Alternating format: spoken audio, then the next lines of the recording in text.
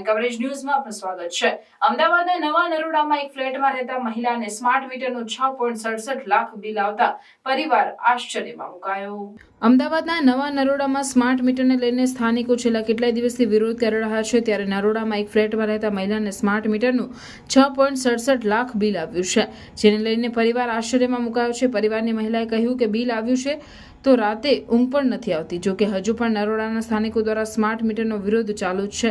થોડા સમય અગાઉ બરાડોમાં એક પરિવારને લાખો રૂપિયા બિલ આવ્યું હતું, એવી સ્થિતિ અમદાવાદમાં જોવા મળી।